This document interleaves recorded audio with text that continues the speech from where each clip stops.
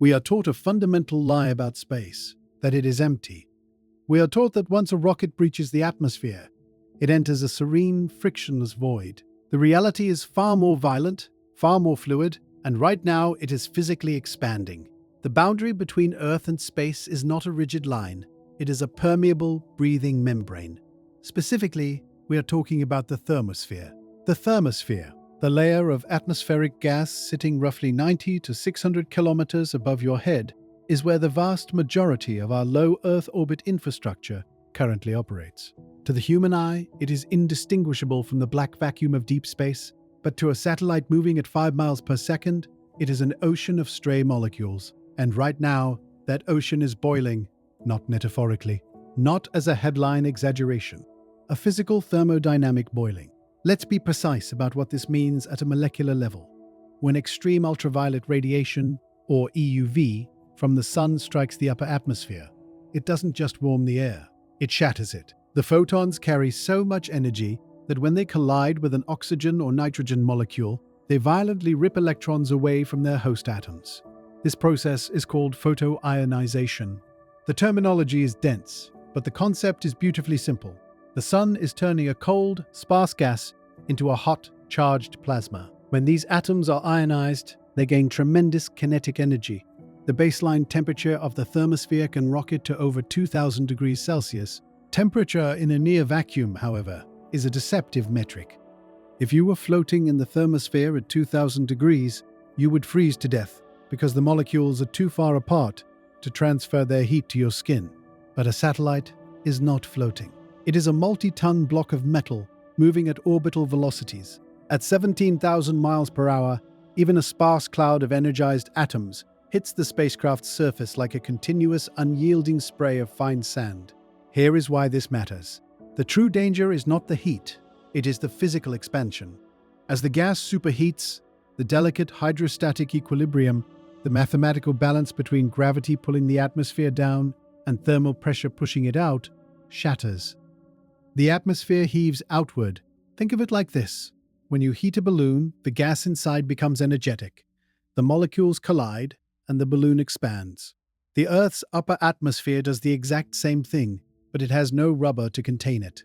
Denser layers of gas that typically reside at 300 kilometers are violently lofted up to 400 kilometers.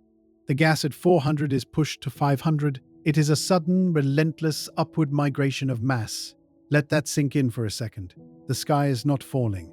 It is rising to meet us. For a commercial satellite, this is the equivalent of driving a sports car down a clear, open highway, only for the air to instantly turn into the consistency of water. Satellites that were comfortably orbiting in a near-perfect vacuum are suddenly finding themselves plowing through a dramatically denser wall of gas. The density of the medium they are flying through can increase by a factor of 10 or even 50 in a matter of hours during a severe solar storm. This abruptly turns a frictionless orbit into an aerodynamic nightmare. We have seen the math fail before. In 1979, the United States' first space station, Skylab, fell out of the sky. NASA had calculated its orbital decay using predictive models based on a quiet sun. But Solar Cycle 21 arrived early, and it arrived with anomalous ferocity. The thermosphere swelled. Skylab, a 77-ton marvel of cutting-edge engineering, slammed into the rising atmospheric wall. The unexpected drag stripped its orbital velocity faster than the gyroscopes could manage. NASA's engineers couldn't push it back up. The station broke apart and rained fiery debris across the Australian outback. That was a single, isolated space station. Today we have over 15,000 commercial satellites occupying the exact same volatile altitude. And Solar Cycle 25 is behaving with the exact same unpredictable violence. It is sudden, it is invisible, and it is structurally devastating. There is no debate about the mechanics of this expansion. We are not connecting theoretical dots. It is a strict thermodynamic certainty. The more energy the sun outputs, the thicker the atmosphere becomes in low Earth orbit. We have built a trillion-dollar global infrastructure inside a zone that is fundamentally mutable. We assumed the vacuum of space was a constant, mathematical baseline. That assumption is demonstrably, physically false. Part 2. The mechanics of orbital molasses. Let's be precise about what this means. Atmospheric drag in low Earth orbit does not look like a terrestrial headwind. It does not whistle over solar arrays. It does not rattle the chassis.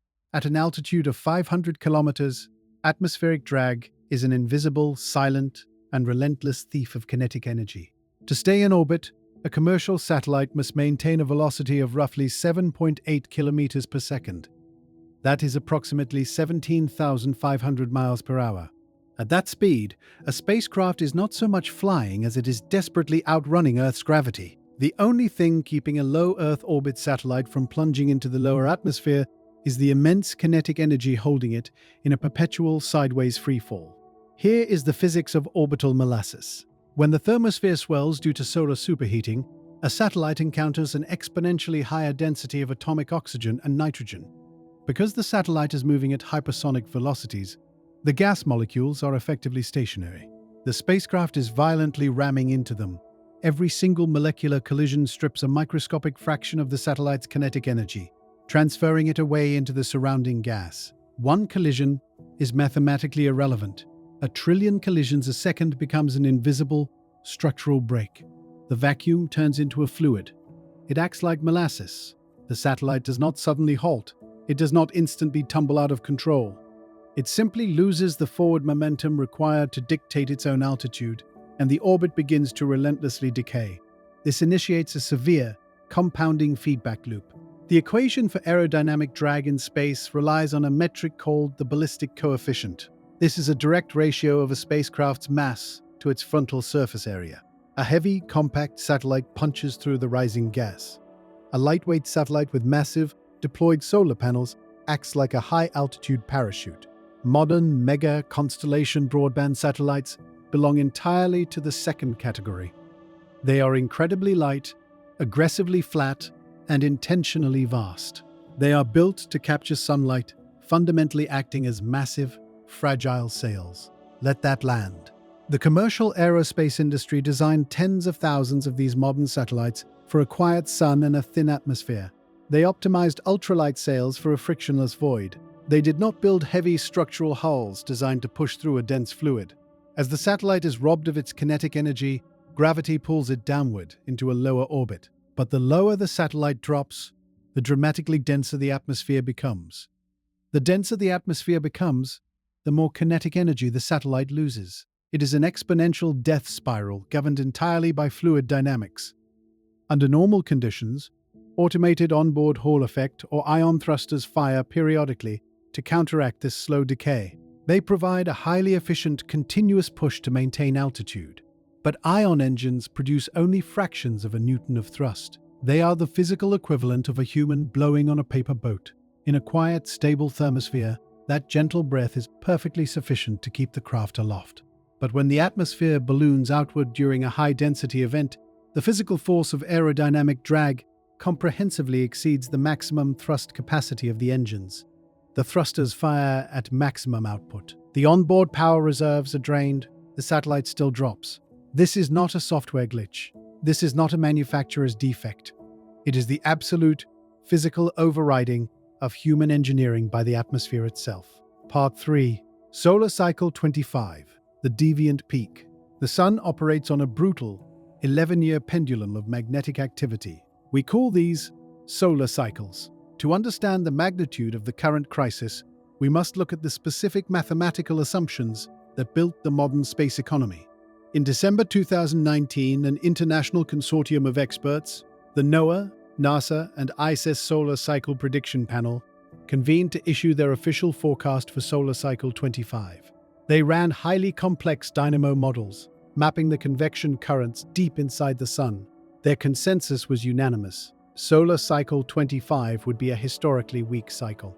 They predicted a peak-smoothed sunspot number of 115, arriving in July 2025. For context, the preceding cycle, Solar Cycle 24, spanning from 2008 to 2019, was the weakest cycle in a century. It was a decade of prolonged, eerie quiet. The upper atmosphere contracted. Orbiting was easy. Entire aerospace startups were founded, funded, and scaled during this anomalous period of solar dormancy.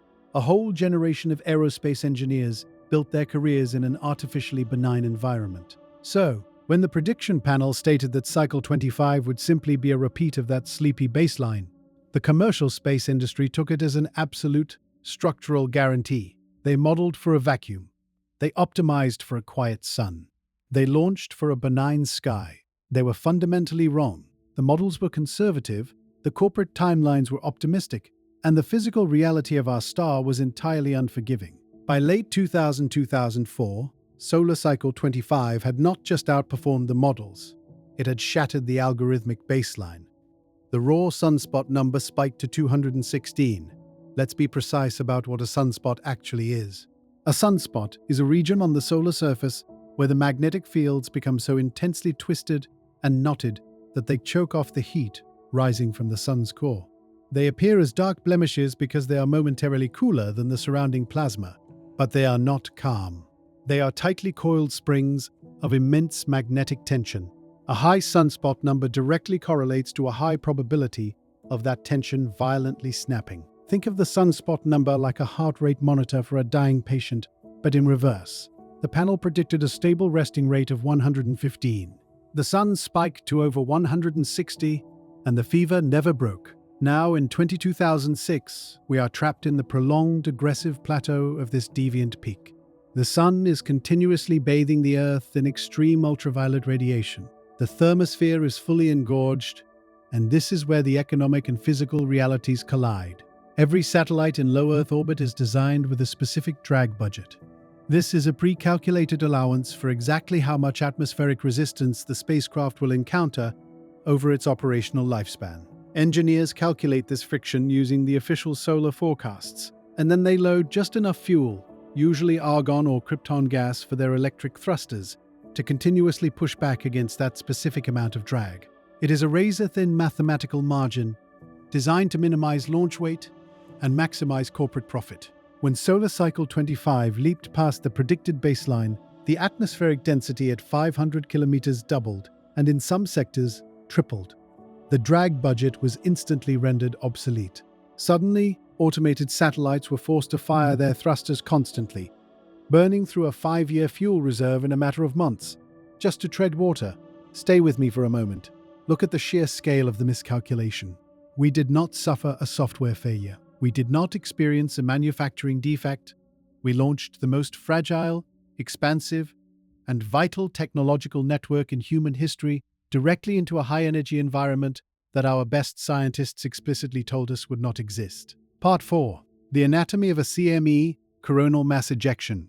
When we talk about space weather, the terminology is dangerously passive. We use words like flare, wind, and storm. It is soft. It is terrestrial. These meteorological metaphors fundamentally fail to capture the violent, physical reality of what the sun is actually doing. To understand how the satellite infrastructure dies, we must understand exactly what is killing it. A coronal mass ejection, or a CME, is not merely a flash of light, it is a physical projectile. It is a billion-ton bullet of superheated, magnetized plasma ripped from the sun's outer atmosphere and fired across the solar system at speeds exceeding 2 million miles per hour. We must be extremely clear on the physics here. A CME does not physically smash into satellites like a shower of meteorites. That is a common misunderstanding. By the time the plasma cloud crosses the 93 million mile void to reach Earth, the material is far too diffuse to shatter metal. The destruction it causes is not direct kinetic impact. It is indirect, thermodynamic, and mathematically guaranteed. When a CME is directed at Earth, it takes roughly 2 to 3 days to arrive. When it does not gently wash over us. It collides. The Earth is protected by the magnetosphere, an invisible magnetic shield generated by our planet's spinning molten core. Under normal conditions, this shield easily deflects the steady background stream of solar radiation. But a CME is not background radiation. It carries its own massive, chaotic magnetic field. When the magnetic field of the CME strikes the Earth's magnetosphere, the collision is violently kinetic. We call this a geomagnetic storm.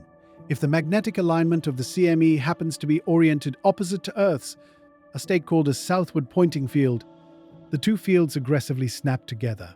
This process, known as magnetic reconnection, physically peels open the Earth's protective layers. It acts like a funnel. Once that shield is compromised, The CME dumps hundreds of terawatts of electromagnetic energy directly into the upper atmosphere. The ionosphere and the thermosphere are forced to act as a massive planetary heat sink, absorbing the brunt of this billion-ton impact. As the energy pours in, the temperature in the thermosphere skyrockets, and as we established in Part 1, when the gas heats up, it expands. The atmosphere heaves outward. Denser layers of oxygen and nitrogen are violently dragged up into the exact operational altitudes of our mega-constellations. Stay with me for a moment. Let that land. We are not dealing with a simple temperature fluctuation. We are dealing with an intense structural warping of our planet's atmospheric boundary, triggered by the electromagnetic impact of a billion-ton plasma cloud. There is a massive, consequential difference between the light of a solar flare and the physical mass of a CME. A flare blinds you. A CME breaks your bones. Right now, in the deviant peak of solar cycle 25, the sun is chambering and firing these rounds at an anomalous, unprecedented rate. And we have packed the firing line with 15,000 fragile, multi-million-dollar glass targets. Part 5. The February 2022 precedent. The canary in the coal mine. We do not need to guess what happens when the thermosphere suddenly swallows a commercial satellite network. We do not need to rely on theoretical models. We already watched it happen. On February 3, 2022, a SpaceX Falcon 9 rocket lifted off from Florida, carrying 49 Starlink satellites. The launch was flawlessly executed. As per standard procedure, the satellites were deployed into a very low insertion orbit, roughly 210 kilometers above the Earth. This is an intentional, temporary parking altitude.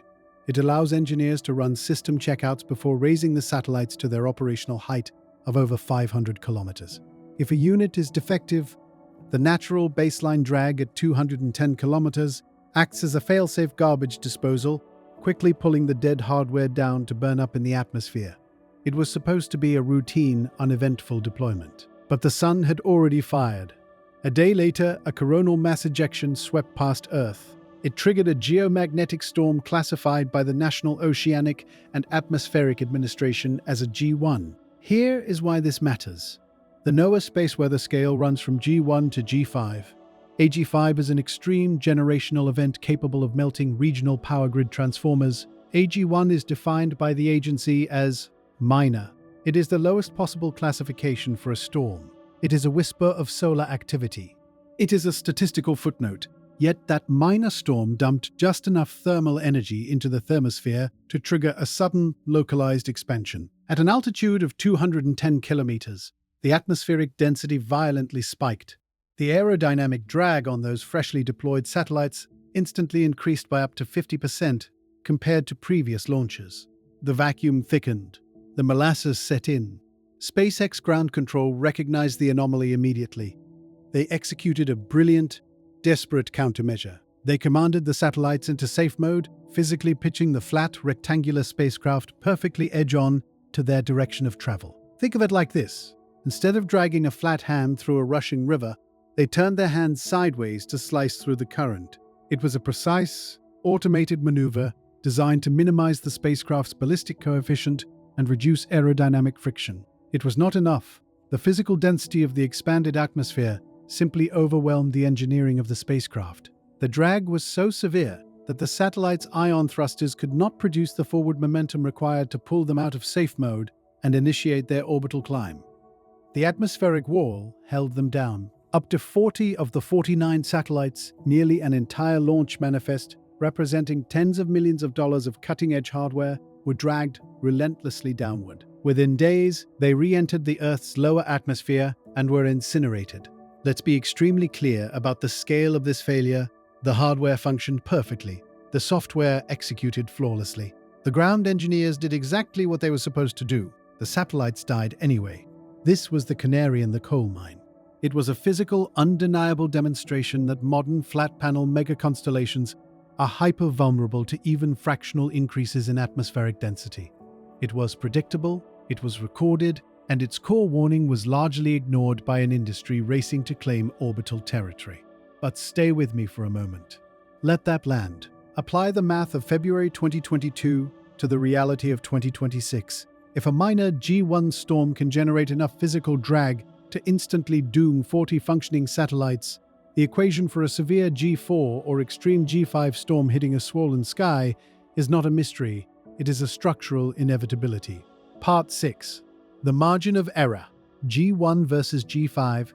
To understand the mathematical trap we have set for ourselves, we must decode the scale used to measure space weather. The National Oceanic and Atmospheric Administration categorizes geomagnetic storms on a scale from G1 to G5. This scale is derived from something called the planetary K-index, or KP, which measures disturbances in the horizontal component of Earth's magnetic field.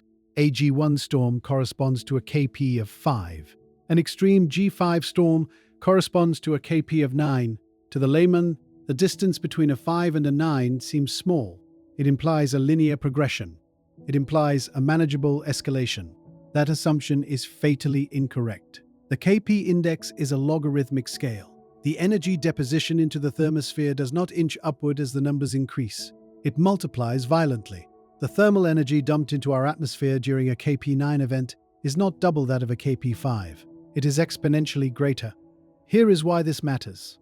In February 2022, a minor G1 storm triggered a localized atmospheric density increase of 50%. As we have established, that fractional baseline increase was physically sufficient to overcome the thrust capabilities of 38 commercial satellites, dragging them to their destruction. Now, look at the empirical data from the G5 Mother's Day storm that struck Earth in May 2024. During that extreme event, orbiting sensors from constellations like Tianmu 1 did not record a 50% density spike. They recorded localized thermospheric density increases of several 100% above quiet time conditions. The energy deposition at high latitudes caused the atmosphere to expand so violently that the physical drag forces acting on low Earth orbit infrastructure fundamentally broke the operational limits of the hardware.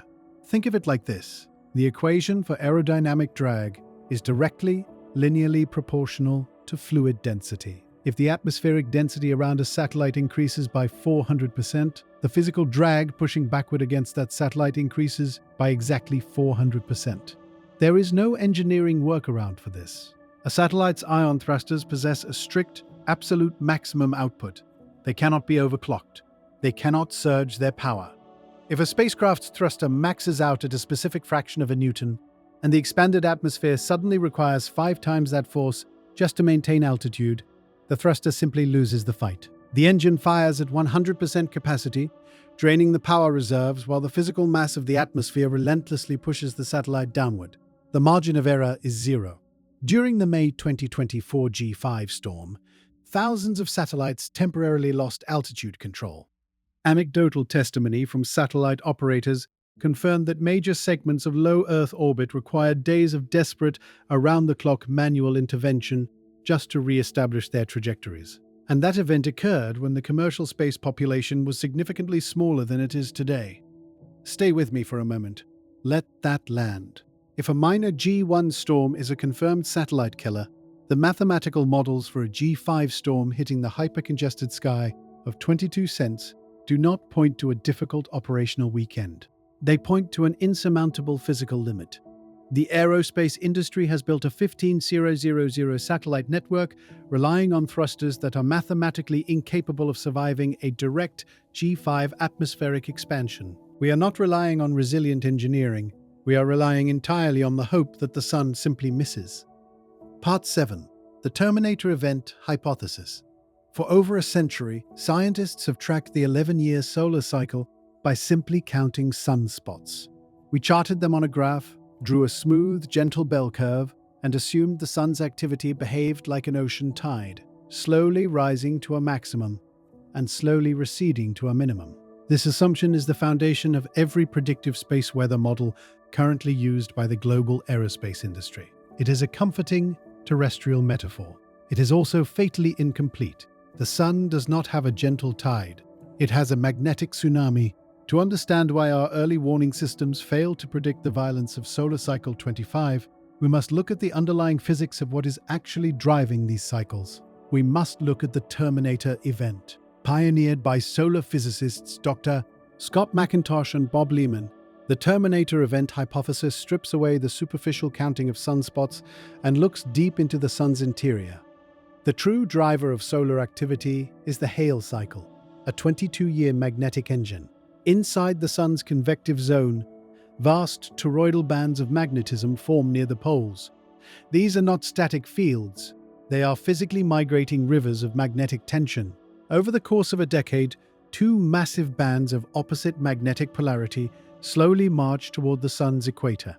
As they travel, these bands act like invisible dams within the Sun, trapping unimaginably hot plasma behind them. When these two oppositely charged bands finally meet at the equator, they do not gently merge. They annihilate one another. The magnetic fields violently cancel out in an instantaneous global reaction. This is the Terminator event. Think of it like this. You are twisting a heavy industrial rubber band. You twist it for 10 years, adding more and more kinetic tension, until the material fundamentally structurally fails and snaps. The energy release is not gradual, it is immediate. When the magnetic bands annihilate at the equator, the dams break. The pent-up plasma and magnetic fluid trapped behind them are released in a massive internal solar tsunami that races back toward the mid-latitudes. As this tsunami crashes into the magnetic bands of the next cycle, it forces them to the surface, triggering an explosive, simultaneous eruption of sunspots. The old solar cycle does not slowly fade away. It is executed, and the new cycle does not slowly wake up. It is violently kick-started. Here is why this matters for the 15,000 satellites currently bleeding fuel in low Earth orbit. The standard mathematical models predicted a smooth, anemic bell curve for solar cycle 25, but a Terminator event creates a binary switch.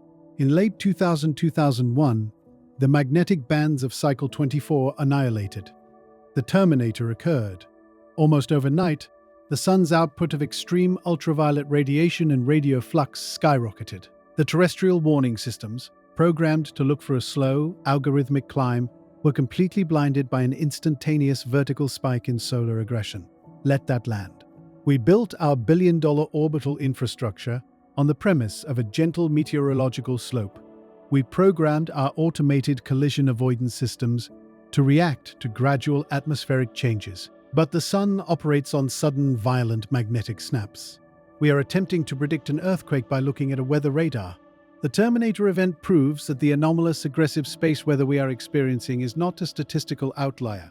It is the physical, mechanical reality of how our star operates.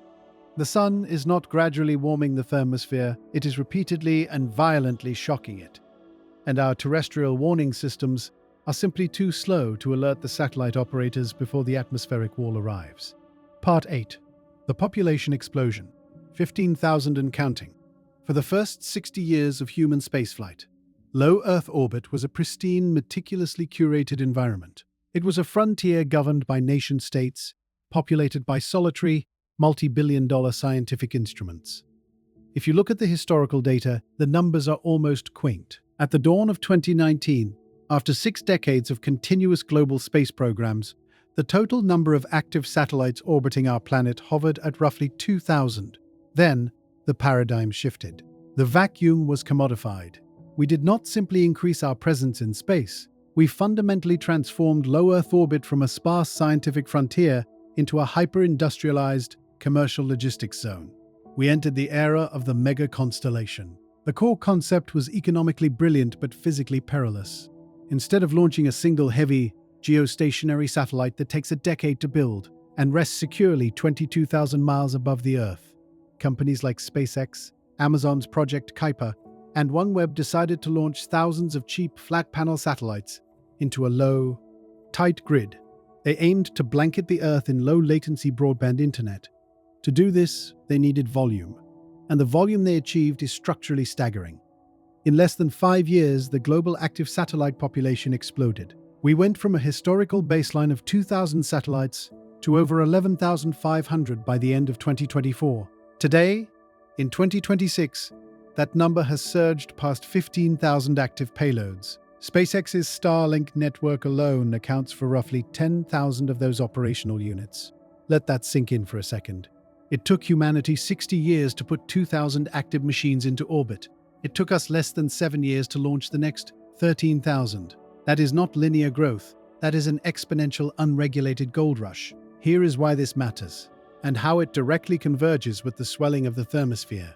When the sky was mostly empty, the physical expansion of the atmosphere during a solar storm was a problem, but it was an isolated one.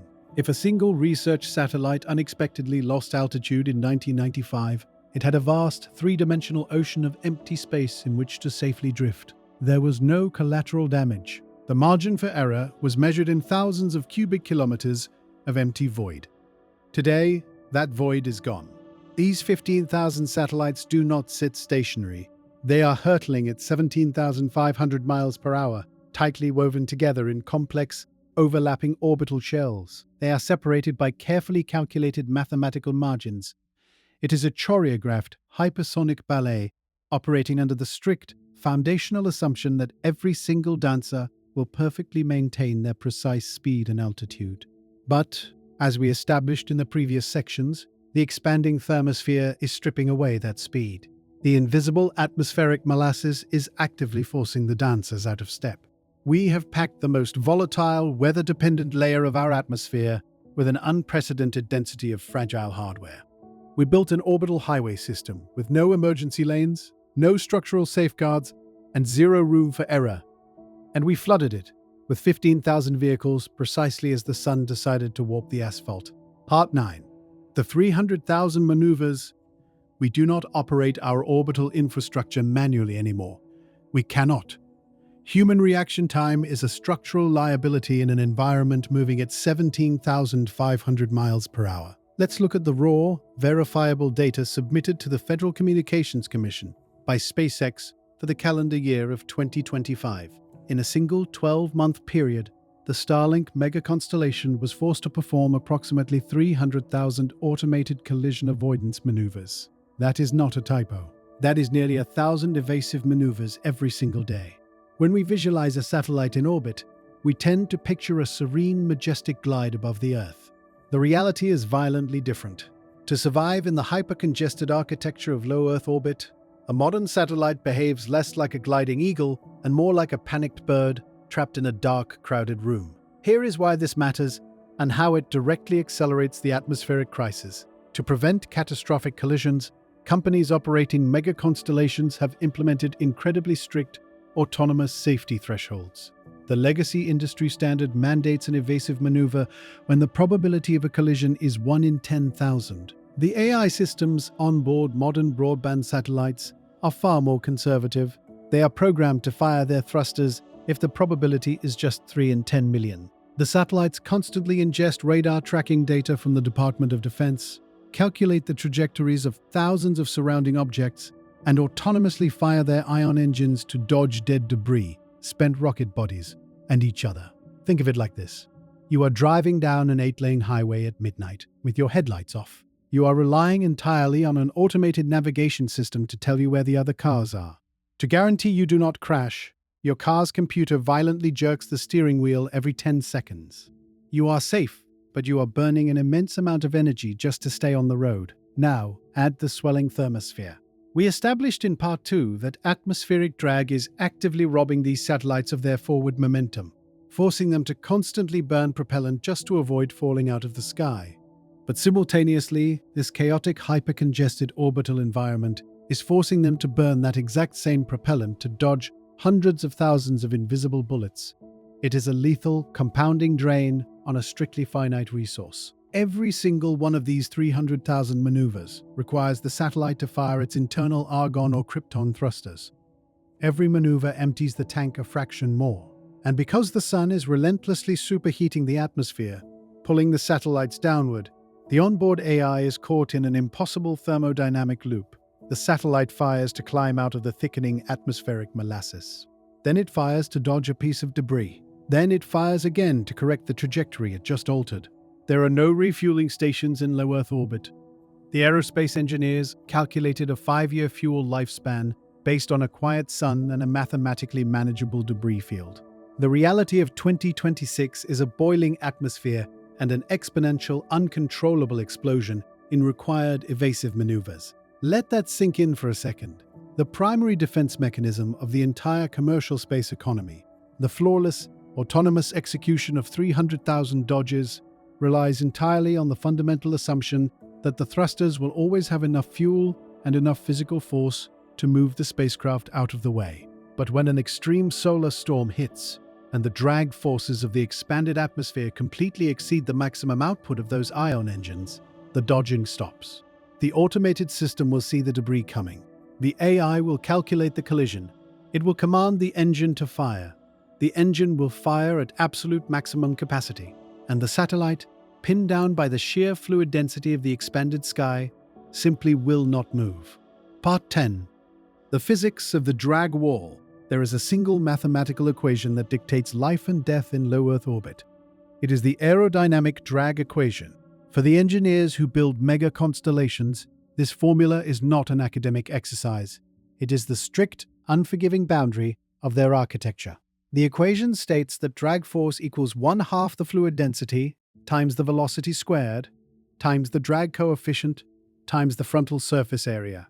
Let's isolate the variables that are currently killing our infrastructure: fluid density and frontal surface area. As we established, a modern broadband satellite is essentially a massive deployed solar sail attached to a lightweight chassis. They are designed to maximize surface area to capture sunlight. At 17,500 miles per hour, pushing that massive flat area through even a microscopic increase in fluid density generates a violent spike in physical resistance. To counteract this resistance, a commercial satellite utilizes an electric propulsion system known as a Hall effect thruster. Instead of burning chemical rocket fuel, these engines use magnetic fields to trap electrons and ionize a noble gas, typically krypton or argon. The ionized plasma is then shot out the back of the spacecraft at immense speeds. It is an incredibly efficient system, perfectly engineered for a quiet, predictable vacuum. But we must look at the raw data to understand its fatal limitation. The most advanced, next-generation argon Hall effect thrusters currently propelling the Starlink mega-constellation produce approximately 170 millinewtons of forward thrust. Let's translate that jargon into a physical sensation. 170 millinewtons is not the roaring, concussive pillar of fire you see beneath a Falcon 9 rocket on a launch pad. It is an incredibly delicate push. It is roughly equivalent to the gravitational weight of a single AA battery resting in the palm of your hand. That gentle, continuous whisper of force is the only thing keeping a massive, multi-million-dollar satellite from falling out of the sky. In a quiet thermosphere, that battery's weight of force is perfectly sufficient. The atmospheric density is so vanishingly thin that the aerodynamic drag pushing backward on the satellite measures only 20 or 30 millinewtons. The 170 millinewton engine easily overcomes the friction, the satellite maintains its altitude, and the global internet flows without interruption. But the sun has snapped. The Terminator event has occurred, and the sky is swelling. When a coronal mass ejection strikes the Earth's magnetic field and superheats the upper atmosphere, the fluid density in low Earth orbit violently spikes. The vacuum turns into molasses. The massive solar arrays of the satellite suddenly catch the thickening fluid. Look back at the drag equation. As the fluid density variable multiplies, the physical drag force pushing backward against the spacecraft instantly climbs. It hits 100 millinewtons, then 200. The onboard autonomous navigation system detects the sudden loss of kinetic energy. The satellite is slowing down. Its orbit is decaying. The computer immediately commands the Hall effect thruster to fire to correct the altitude. The argon gas is ionized. The engine pushes forward with its absolute structural maximum output, 170 millinewtons. It is a mathematical checkmate. The engine cannot be overclocked.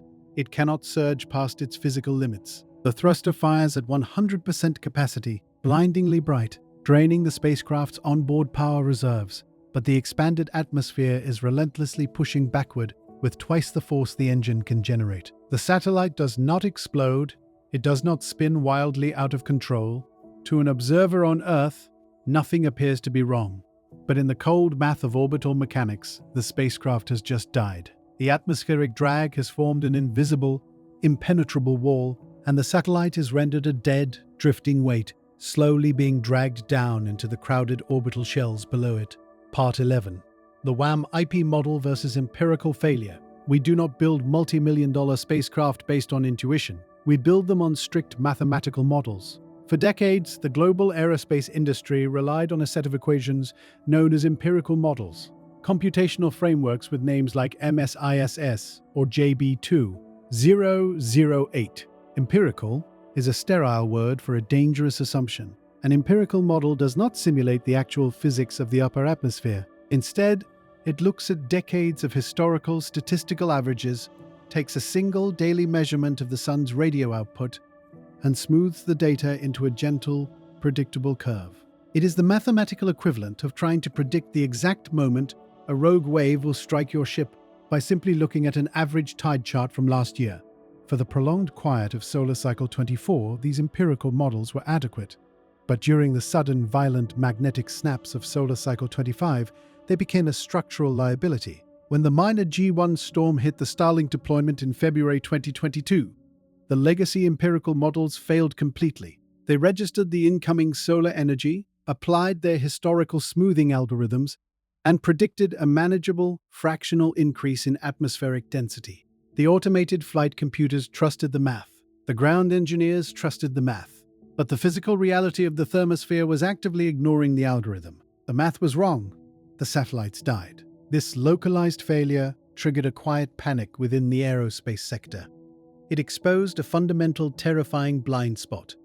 We were launching an unprecedented volume of hardware into an environment we could not accurately map in real time. The predictive baseline of the entire industry was broken. This forced a desperate, mid-crisis transition away from historical averages and toward complex physics-based modeling. Enter the WAM IP forecast system. Developed by the National Oceanic and Atmospheric Administration, WAM IP stands for the Whole Atmosphere Model Ionosphere Plasmasphere Electrodynamics. The terminology is dense, but the concept is a revolution in orbital survival. WAM IP does not rely on smoothed historical averages. It is a massive, three-dimensional fluid dynamics simulation. It actively models how the neutral gas of the Earth's atmosphere violently interacts with the charged plasma of the ionosphere during a solar impact. Instead of guessing the weather based on a thermometer reading, WAM IP attempts to simulate the hurricane as it forms. It maps the expanding sky in real time. Here is why this matters. When NOAA began utilizing WAM IP to provide real-time drag forecasts, the system did not solve the crisis. It merely illuminated the true, insurmountable scale of the danger. By mapping the atmosphere in 3 dimensions, the new physics-based model revealed that atmospheric drag during a geomagnetic storm is not uniform. It does not rise like a gentle, even tide across the globe. It creates highly localized, unpredictable geysers of high-density gas. A satellite might fly through a region of perfectly normal density over the Pacific Ocean, only to instantly slam into an invisible, hyperdense atmospheric wall over the magnetic poles. The old empirical models completely erased these localized density spikes, blending them out of the equation. WAM IP confirmed they are real, they are frequent, and they are lethal to flat-panel satellites. Stay with me for a moment. Let that land. We did not build the 15,000 satellites currently in orbit using the precise, terrifying map provided by WAM IP. The vast majority of the current mega-constellation infrastructure was designed, funded, and launched based on the smoothed, fundamentally flawed math of the old empirical models. We built a trillion-dollar fleet assuming the ocean was flat. We optimized their engines for a calm sea. Now, we finally possess a radar capable of seeing the waves, but the fragile ships are already in the water, and their thrusters are mathematically too weak to climb the swell. Part 12. The Van Allen Belts' Silent Treachery. The expanding atmosphere is the anvil. The sun's radiation is the hammer. Up to this point, we have focused entirely on aerodynamic drag, the physical friction of the swelling thermosphere dragging satellites downward. But a severe geomagnetic storm does not attack a spacecraft with a single weapon.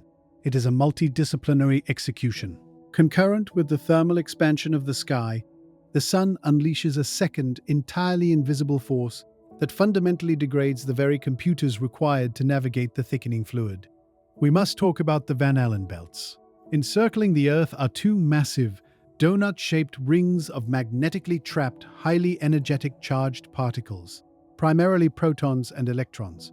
Under normal conditions, these radiation belts are relatively stable, but when a coronal mass ejection violently collides with Earth's magnetic field, the outer Van Allen belt is supercharged. The particle flux within this region does not simply increase. It multiplies by orders of magnitude in a matter of hours. The belts warp, swell, and dip aggressively into low Earth orbit.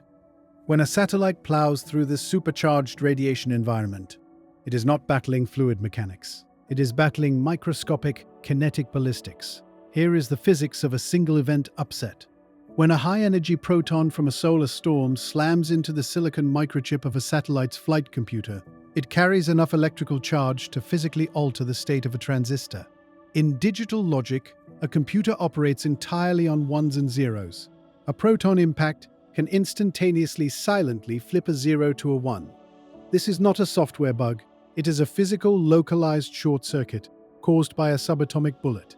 Aerospace engineers call this a single event upset, or a bit flip. A single flipped bit in an image file creates a dead pixel. A single flipped bit in an automated thruster command creates a catastrophe. To understand the peril of a bit flip during an atmospheric expansion, we must look at how a satellite knows where it is. Satellites do not use GPS to orient themselves. They use the stars. Every modern commercial satellite is equipped with a piece of hardware called a star tracker. It is essentially a highly sensitive digital camera that constantly takes pictures of the surrounding constellations, compares them to an onboard map, and calculates the spacecraft's exact three-dimensional pitch, yaw, and roll. If the star tracker goes blind, the satellite is lost in the dark. And star trackers are notoriously structurally vulnerable to radiation. When passing through a supercharged Van Allen belt, the camera's image sensor is bombarded by protons. The computer interprets these microscopic radiation impacts as bright flashes of light. The star tracker suddenly sees thousands of phantom stars that do not exist. The navigation algorithm panics, unable to match the chaotic, static-filled image to its internal map. We know exactly how lethal this software panic can be. We have the data. In March 2016, the Japanese Space Agency launched a $286 million flagship orbital observatory named Hitomi. While passing through a region of elevated radiation known as the South Atlantic Anomaly, Hitomi's star tracker experienced a severe radiation-induced glitch. The blinded sensor fed corrupted orientation data into the ship's primary attitude control system. The computer, suffering from cascading data errors, believed the satellite was spinning out of control. It was not spinning. It was perfectly stable. But the computer trusted the corrupted data. To correct the phantom spin, Hitomi's automated thrusters fired at maximum capacity. The spacecraft aggressively spun itself up, rotating faster and faster to counteract a movement that did not exist. The automated system pushed the physical rotation past the structural limits of the hardware. The massive solar arrays cleanly snapped off. Within hours, a $286 million marvel of engineering literally tore itself to pieces in the vacuum of space, entirely due to a localized radiation glitch. Let that land. Now, apply that mechanical reality to the hyper-congested sky of 2026. During an extreme G5 solar storm, 15,000 mega-constellation satellites will simultaneously slam into the physical drag wall of the expanding atmosphere. Their automated systems will need to make thousands of split-second, perfectly calculated thrusts just to maintain their altitude and dodge the surrounding debris. But at that exact same moment, the supercharged Van Allen belts will wash over them.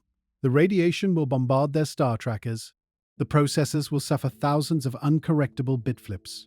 They will be required to execute the most precise, desperate aerodynamic maneuvers in the history of spaceflight, and they will be forced to do it completely blind. Part 13. The domino effect. A single satellite's death spiral. There is a fundamental misconception about gravity in space. When a satellite loses power, it does not stop, and it does not simply drop straight down. It orbits. The phrase death spiral is a terrestrial metaphor. It implies a rapid, vertical plunge, like an airplane stalling and falling from the sky.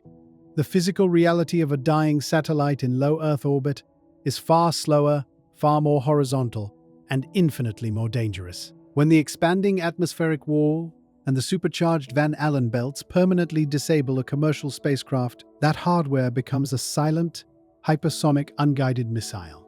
Here is the mechanical reality of a dead satellite. To understand the threat, we must look at how mega-constellations are architecturally structured. They are not scattered randomly. They are stacked in highly precise, nested spherical grids, called orbital shells. SpaceX, for example, operates distinct, heavily populated shells at 550 kilometers, 540 kilometers. Every single satellite within a specific shell is moving at the exact same speed, maintaining a perfectly calculated distance from its neighbors. It is a synchronized, closed system. But when the Sun expands the thermosphere and pins a satellite against the drag wall, that synchronization is instantly shattered. The disabled satellite begins to lose altitude. Slowly at first, perhaps only a few dozen meters a day. As it sinks, it exits its designated orbital shell and enters the operational void between layers. But it does not stay in the void. As the atmospheric friction continues to bleed its kinetic energy, the dead satellite relentlessly sinks downward until it intersects the orbital shell directly beneath it. Think of it like this. You are driving in a perfectly spaced convoy of vehicles on an elevated highway moving at 100 miles per hour. Suddenly, a multi-ton truck falls from the overpass above you and lands directly into your lane, still moving forward, but continuously decelerating. The dead satellite is now drifting aggressively through the precise flight paths of thousands of perfectly functioning spacecraft. It has no propulsion, it has no navigation, it has no allegiance. It cannot broadcast a warning. It cannot fire a thruster to move out of the way. It simply exists as a 600-pound anvil of silicon and aluminum, sweeping through the lower orbital planes like a scythe. Because the dead satellite's orbit is decaying, its orbital period, the time it takes to circle the Earth, is gradually shortening. This means it is physically crossing the orbital paths of the active satellites at different geographical points on every single revolution. It is not a static obstacle. It is a dynamic, shifting threat vector. Stay with me for a moment. Look at the compounding math of this scenario. When that dead satellite drifts through the 540-kilometer shell, the active satellites in that layer are forced to dodge it. The autonomous collision avoidance systems kick in. The thrusters fire. But, as we established in Part 9, every evasive maneuver burns precious argon gas. Every dodge depletes the fuel reserves required to fight the expanding atmosphere. A single dead satellite dropping through a mega-constellation can force hundreds of active satellites to perform emergency maneuvers over the course of a few weeks. It strains the entire network. Now, apply the conditions of an extreme G5 solar storm hitting the swollen sky of 2026. We are not looking at a single, isolated hardware failure. The WAM IP models and the February 2022 precedent mathematically guarantee that a severe atmospheric expansion will overwhelm the thrusters and star trackers of dozens, if not hundreds, of satellites simultaneously. We are not facing one truck falling onto the highway. We are facing the structural collapse of the overpass. Hundreds of dead, drifting satellites will sink simultaneously into the densely packed orbital shells below them. The active satellites, already maxing out their thrusters just to survive the atmospheric molasses, will suddenly be faced with a barrage of unguided, hypersonic debris falling from above. The automated systems will attempt to dodge, but the physical constraints of the fluid density will restrict their movement. The margin for evasion will evaporate. The dominoes will begin to fall, and the collision will shift from a statistical probability to a strict thermodynamic certainty. Part 14. The concept of conjunctions. In the aerospace industry, a near miss is not called a near miss. It is called a conjunction. It is a sterile, academic word designed to strip the terror out of two massive objects crossing paths at hypersonic speeds. When the United States Space Surveillance Network predicts that two orbiting bodies will occupy the same physical space at the same time, they generate a highly structured alert called a conjunction data message, or CDM. Historically, receiving a high-risk CDM was a rare, monumental event for a satellite operator. Today, operators of mega-constellations receive thousands of them a week. To understand the rapidly closing margin for survival in low Earth orbit, we must look at how we measure distance in the dark. We are no longer measuring conjunctions by kilometers. We are measuring them by meters. Let's be precise about the math of a close approach. When a ground-based radar pings a commercial satellite, it cannot pinpoint the spacecraft to an absolute mathematical millimeter. The signal must travel through the ionosphere, bounce off a fast-moving object, and return. This creates an inherent structural tracking error. To account for this, radar engineers calculate a three-dimensional zone of uncertainty around the spacecraft. They call it a covariance ellipsoid. Think of it like this. You do not just track the hard metal chassis of the satellite, you track a massive, invisible bubble surrounding it. If the radar accuracy is degraded, the bubble expands. If the tracking is precise, the bubble shrinks. A conjunction occurs when the invisible bubble of your satellite intersects the invisible bubble of another object, be it a piece of debris, a spent rocket body, or a drifting dead mega-constellation unit. The computer calculates the exact second they will be closest, a metric known as the time of closest approach, or TCA. Here is why this matters, and why the swelling thermosphere has broken the entire warning system. Under normal quiet sun conditions, orbital mechanics are highly predictable. Ground control usually receives a CDM up to 7 days before the time of closest approach. 7 days gives the automated systems plenty of time to calculate a gentle, fuel-efficient thrust, to alter the trajectory and slide the satellite's safety bubble out of harm's way. But a severe solar storm fundamentally violently alters the drag variables inside that 7-day window.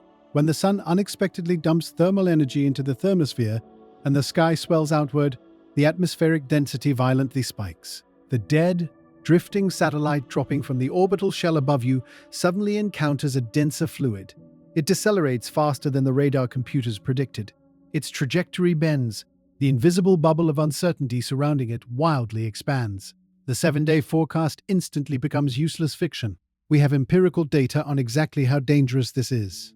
On February 10, 2009, an active commercial communications satellite named Iridium-33 received a CDM regarding a dead Russian military satellite, Cosmos 2251. The tracking data predicted they would safely pass each other with a comfortable margin of 584 meters.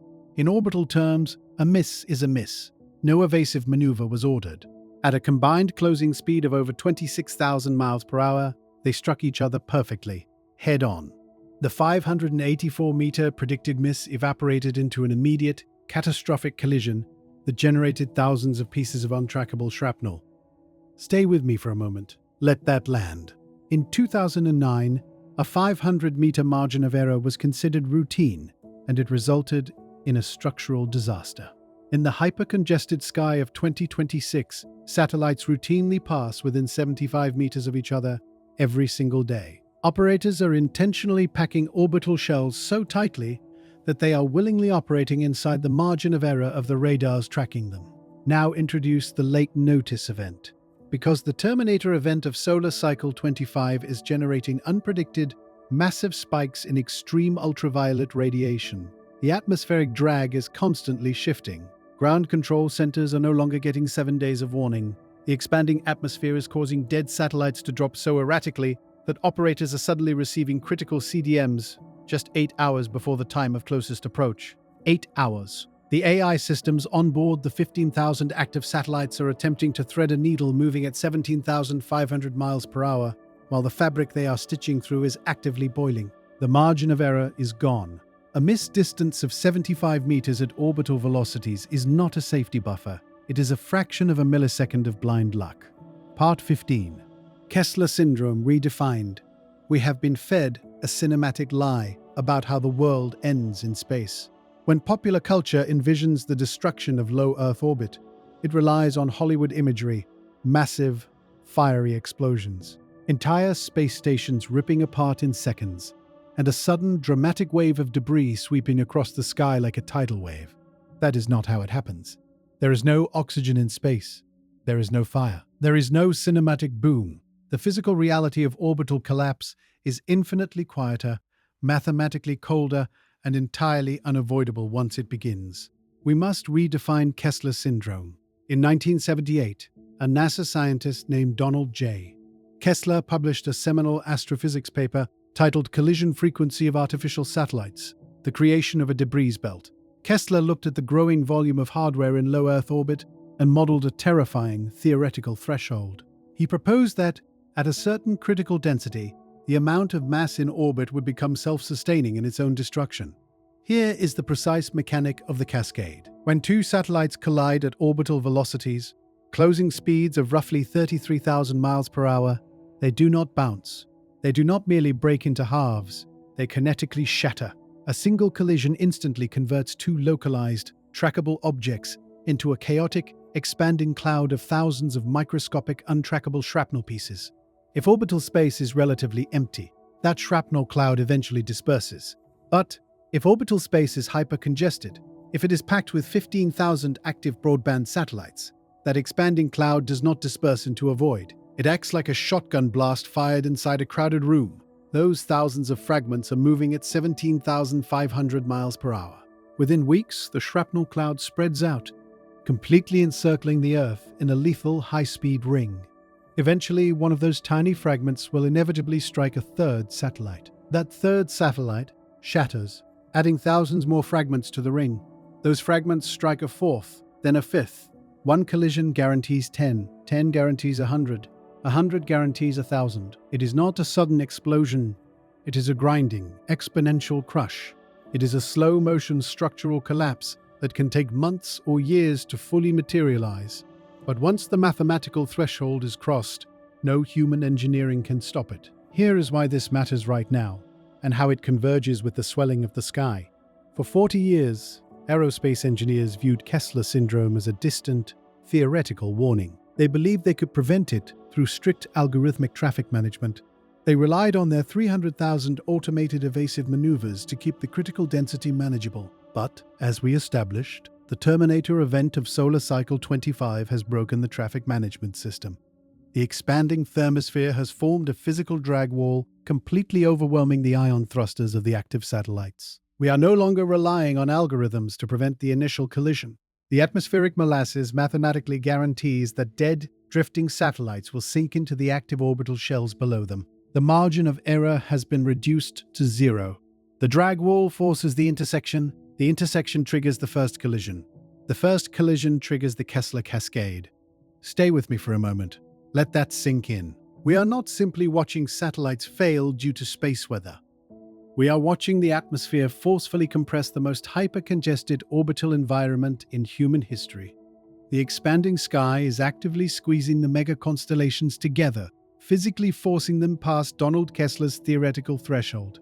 We are not on the verge of losing a few satellites. We are on the verge of mathematically weaponizing low Earth orbit against ourselves. Part 16. The kinetic energy of LEO debris. We measure danger in space with the wrong metric. When we think of a catastrophic collision, we imagine two massive multi-ton satellites plowing into one another. We imagine the danger is in the mass. The mass is almost irrelevant. The true terror of low Earth orbit is the math of kinetic energy.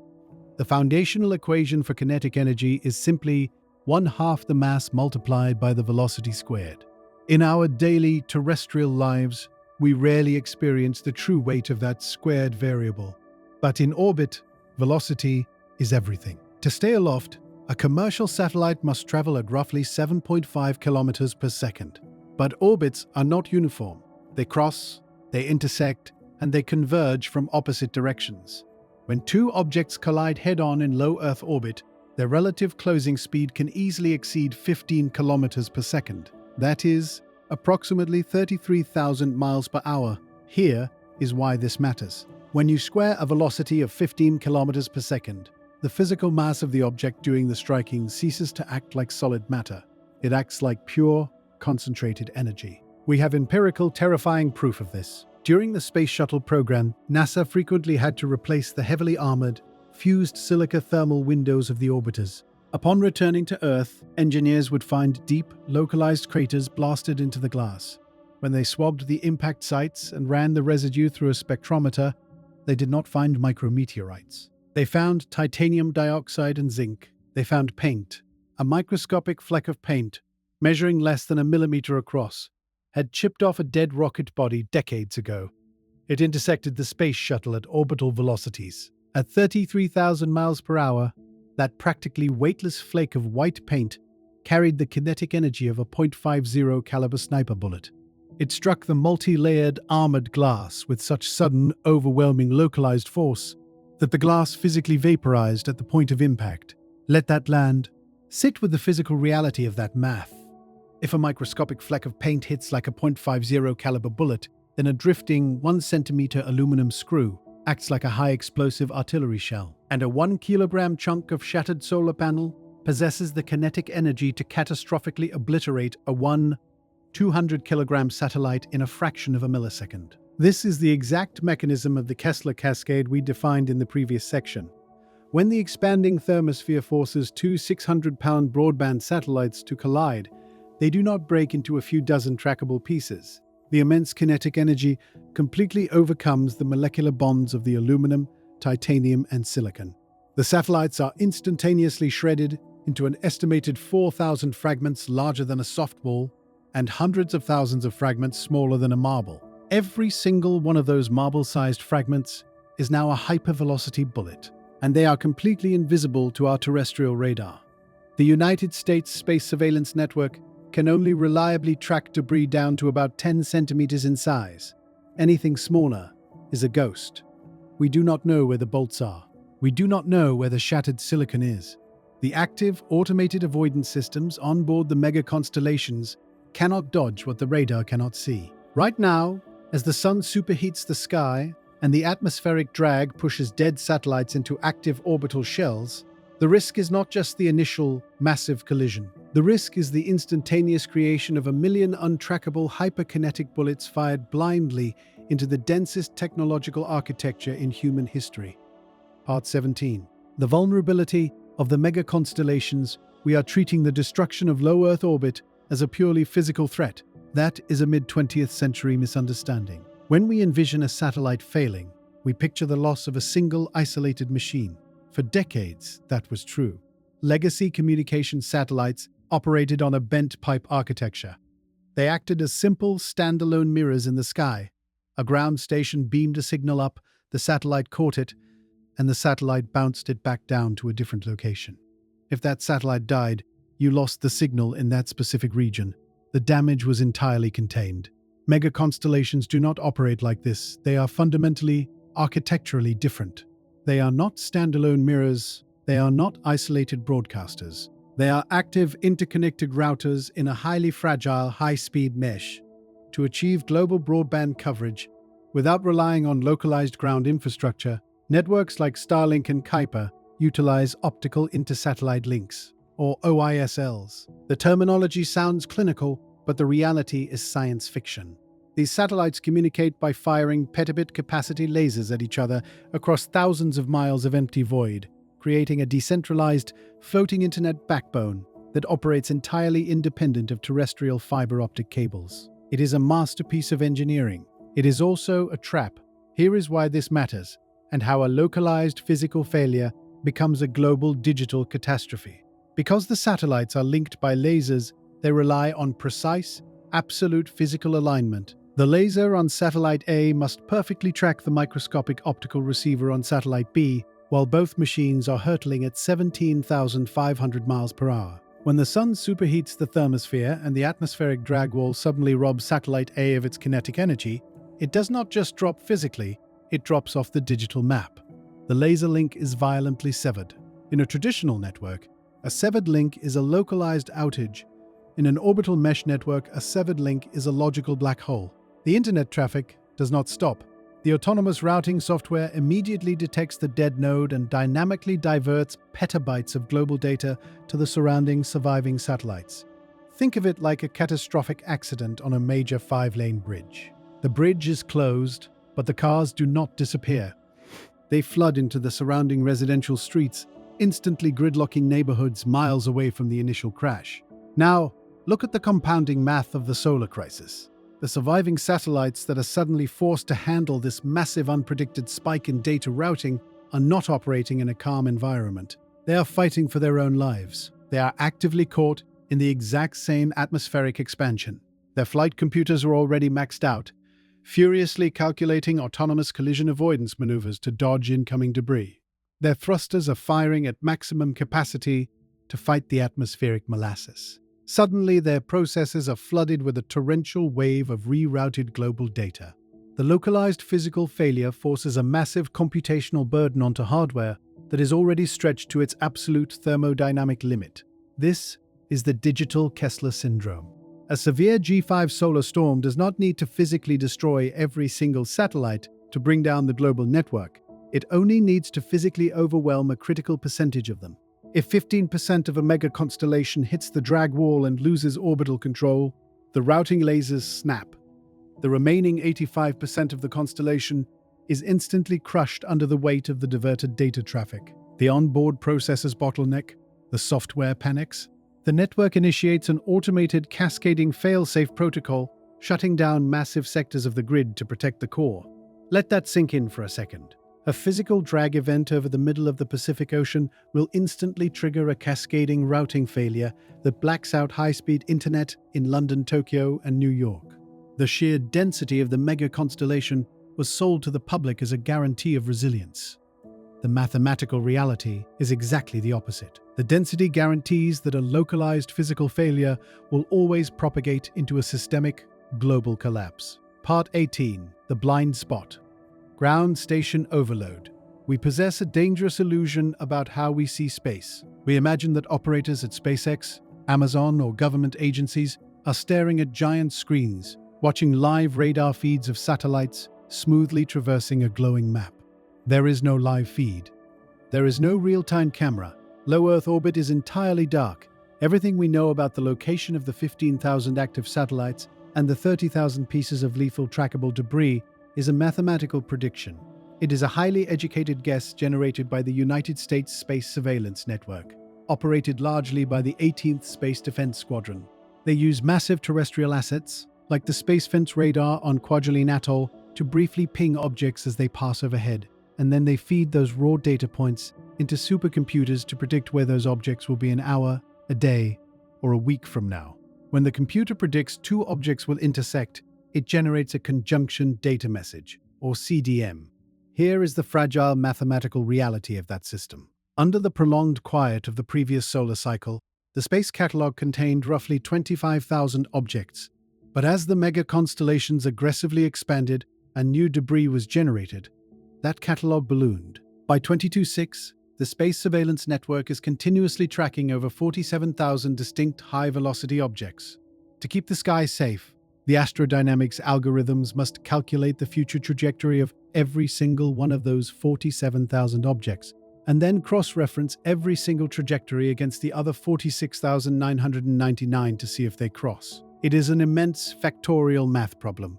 By 2023, this system was generating roughly 600,000 CDMs every single day. Today, with the sky fully industrialized, the daily data load routinely exceeds 1.5 million automated collision warnings. That is the baseline. That is what the supercomputers handle on a calm day. Now introduce the G5 solar storm. When the Terminator event triggers a massive coronal mass ejection, the resulting geomagnetic storm dumps hundreds of terawatts of energy into the thermosphere. The atmosphere violently swells. The drag wall hits. In a fraction of a second, the atmospheric fluid density in low Earth orbit completely alters. And because the fluid density alters, the aerodynamic drag on every single object in space fundamentally changes at the exact same moment. Let's be precise about what this does to a computer. The supercomputers at the 18th Space Defense Squadron are suddenly fed tracking data that violently contradicts their predictions. Dead rocket bodies are decelerating too fast. Flat panel broadband satellites are sinking unexpectedly. The 1.5 million automated warnings generated yesterday are instantly rendered obsolete, because none of the objects are where the math said they would be. The system attempts to recalculate. It attempts to take the new, severe atmospheric drag variables and remap the future trajectories of all 47,000 objects simultaneously. But the objects are not behaving linearly. Active satellites are firing their thrusters at maximum capacity in a desperate bid to fight the atmospheric molasses, constantly altering their own mass and velocity profiles. Dead debris is tumbling chaotically through the thickening gas, acting like unpredictable aerodynamic airfoils. The mathematics of prediction fundamentally breaks down. The equation simply contains too many chaotic, rapidly shifting variables. We do not just lose physical control of the satellites. We hit the absolute computational limit of our ground stations. The supercomputer's bottleneck. The processing queues back up. The system that was designed to gracefully track a quiet, predictable void completely chokes on the chaotic fluid dynamics of a boiling sky. The generation of conjunction data messages slows to a crawl. The warnings stop coming. Stay with me for a moment. Let that land. The ground radars, the billion-dollar phased arrays and optical telescopes will still be functioning perfectly. They will see the dead satellites dropping into the active orbital shells. They will see the Kessler cascade beginning to form. but the computers will be fundamentally unable to process the math fast enough to tell the satellite operators who is going to be hit or when. The most technologically advanced infrastructure in human history will be flying through a hypersonic minefield, completely structurally blind.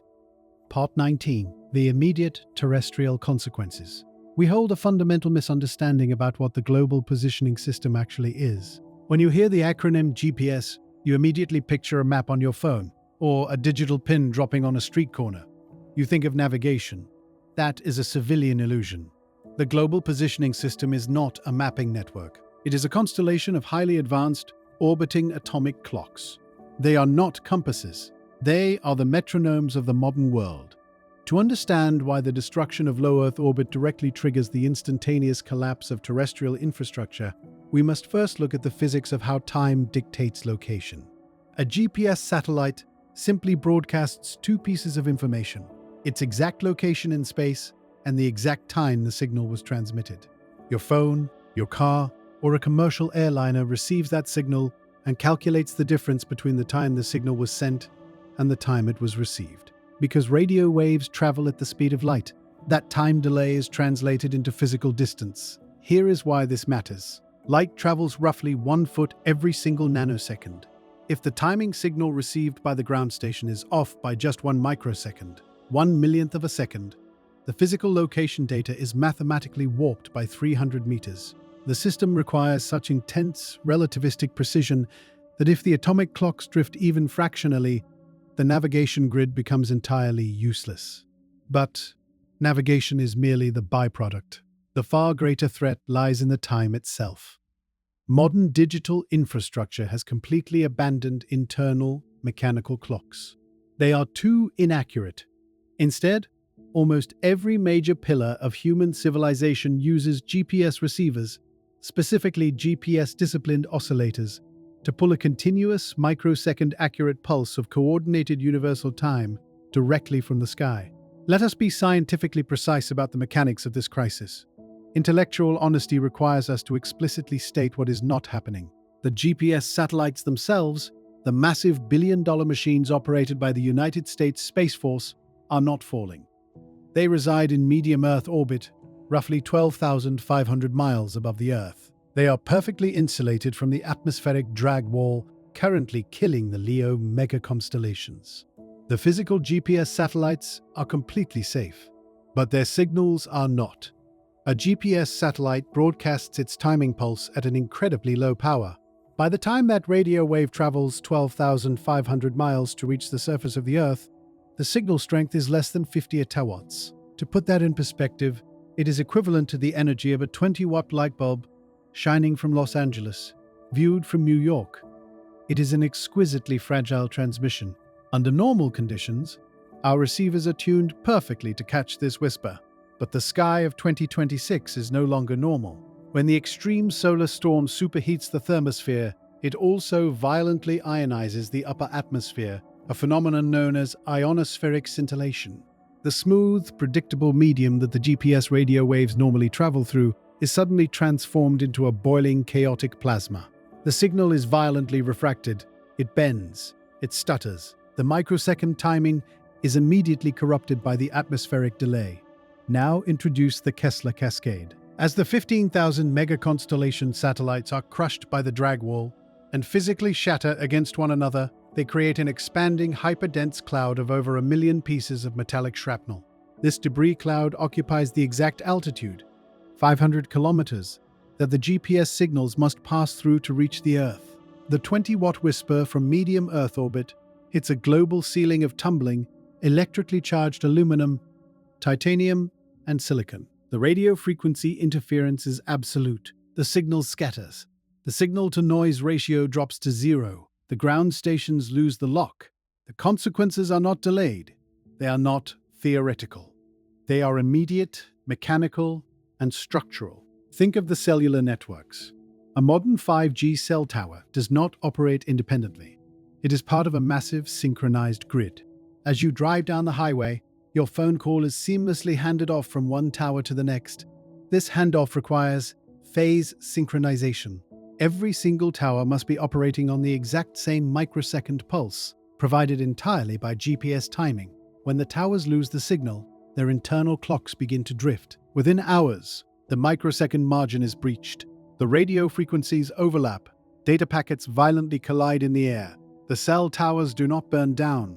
They simply refuse to communicate. The cellular network drops. Now look at the international banking system. Under global financial regulations, such as the European Union's MiFID II directive, financial institutions are legally mandated to timestamp every single automated trade within 100 microseconds of coordinated universal time.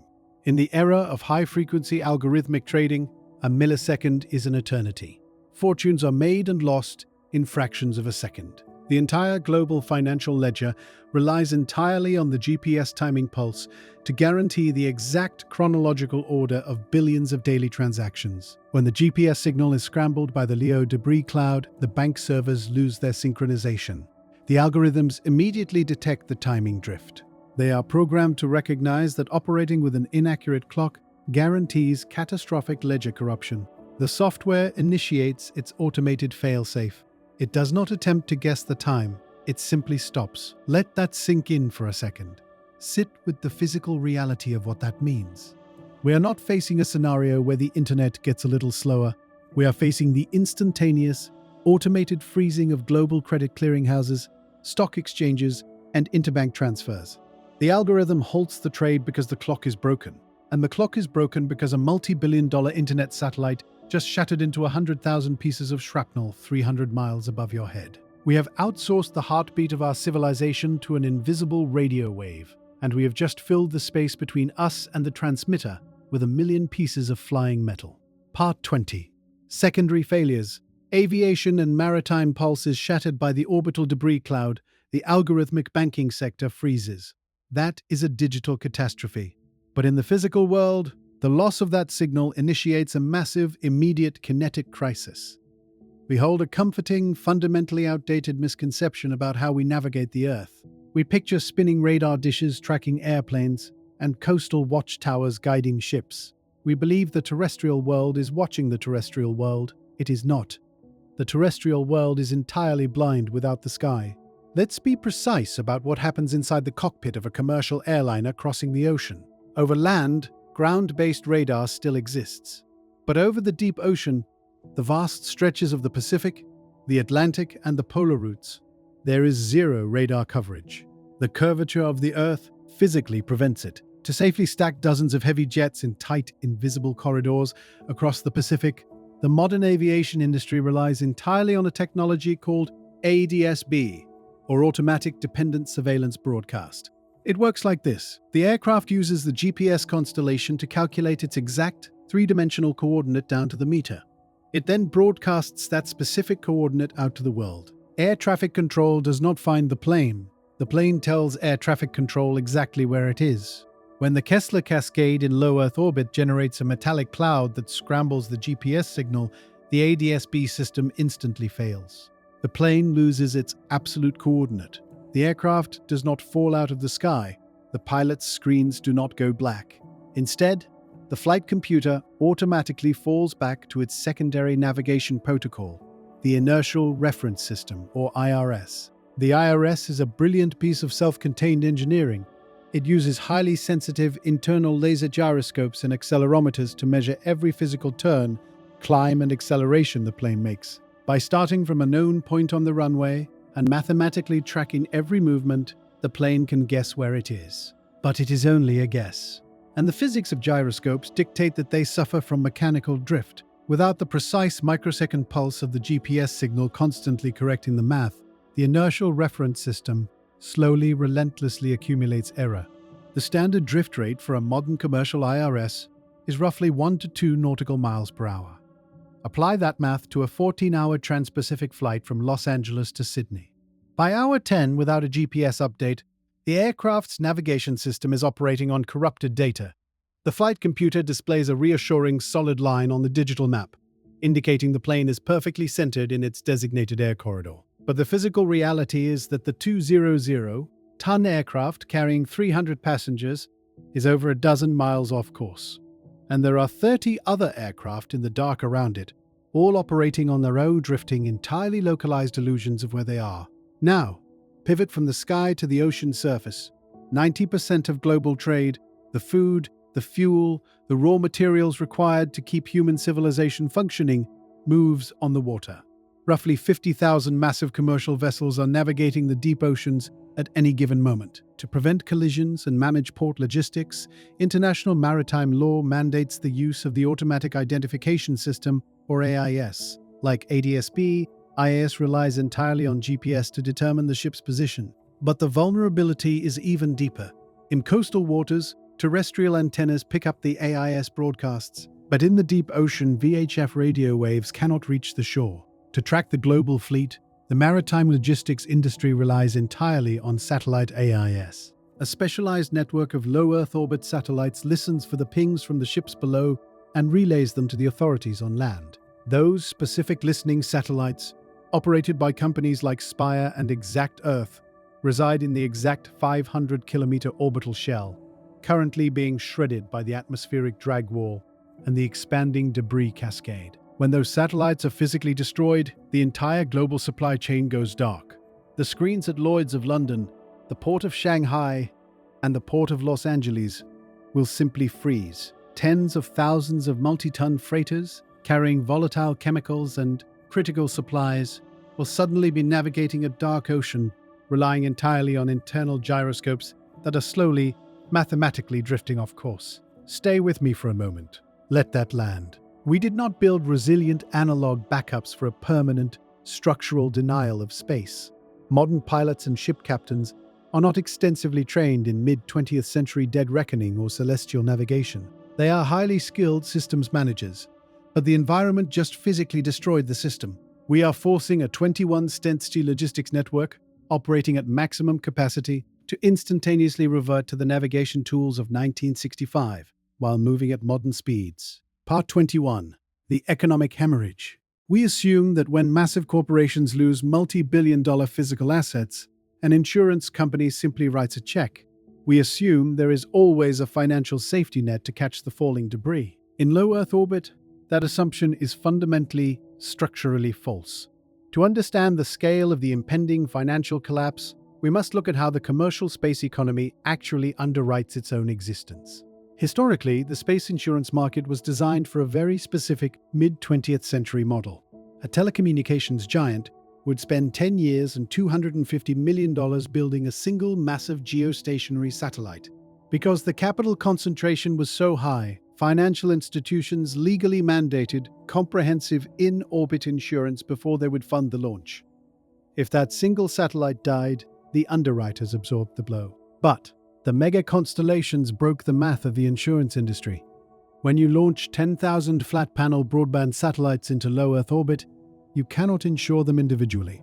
The sheer volume of hardware makes the premiums mathematically impossible to sustain.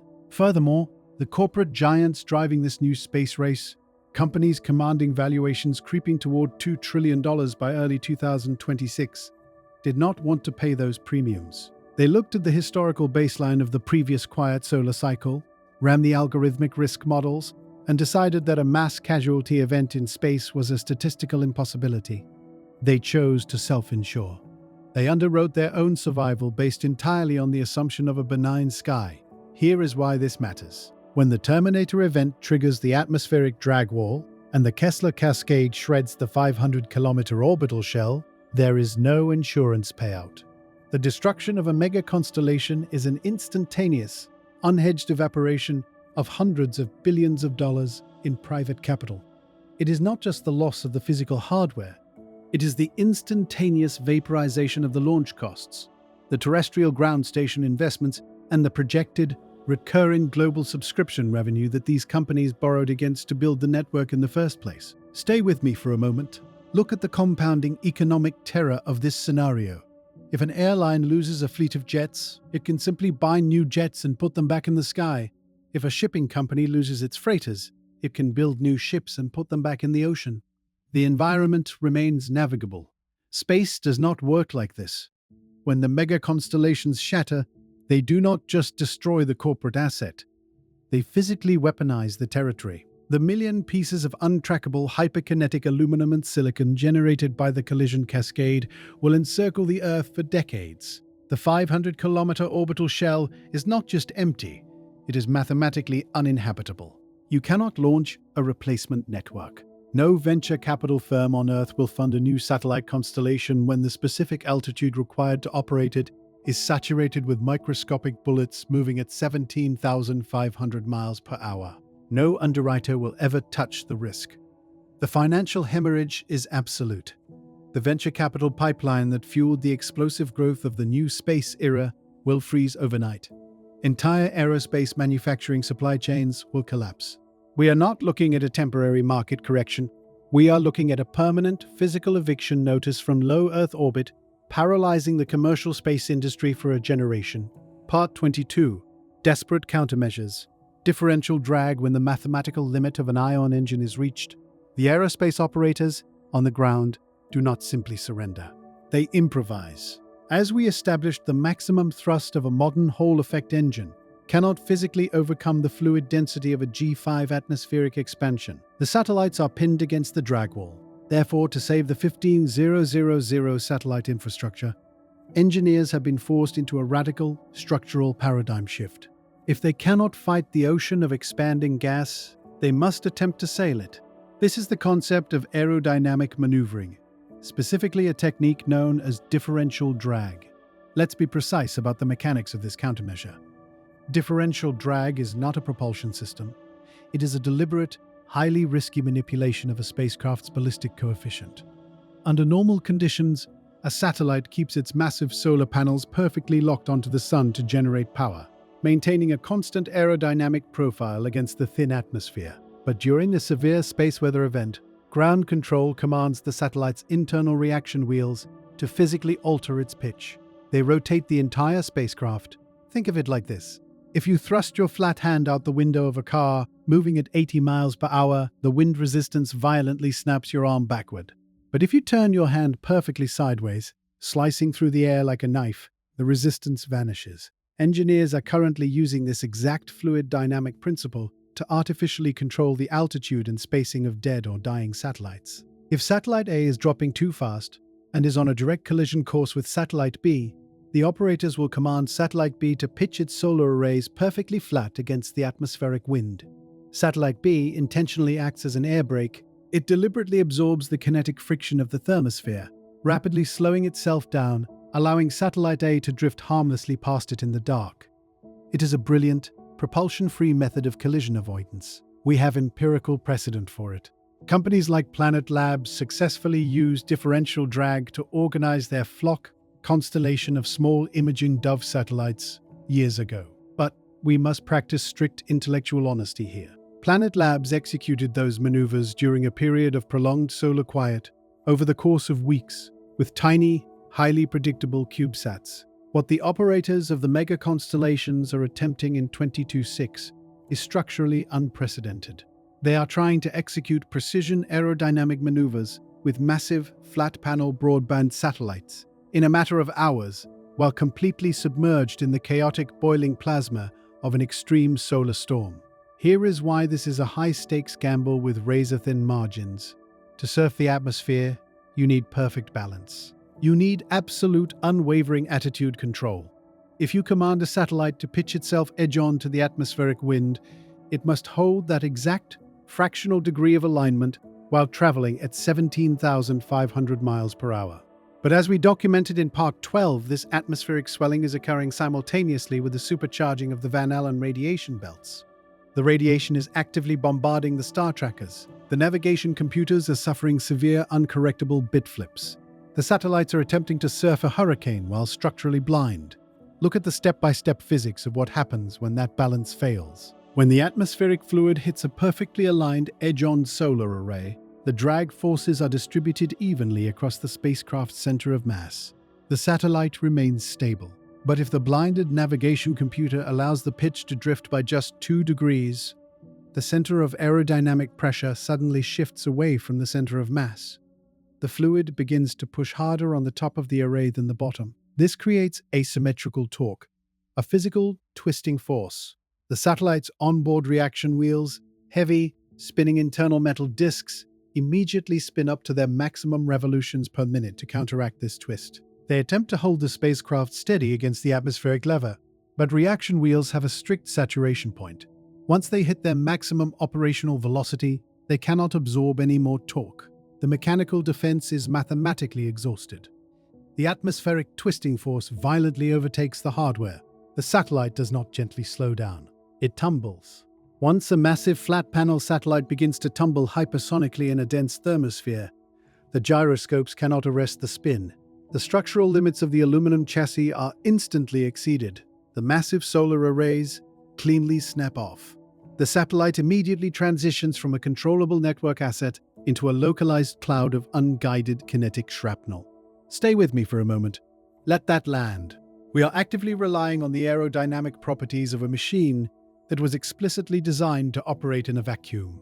We are using the atmosphere as a brake pedal, betting the survival of the global digital economy on the assumption that a glitching computer can perfectly balance a multi-ton pane of glass in a boiling fluid. Part 23. The regulatory vacuum. We operate under a comforting terrestrial fiction. When we look up at the hypercongested architecture of low Earth orbit, we assume that because it is a trillion-dollar industry, it must be a governed domain.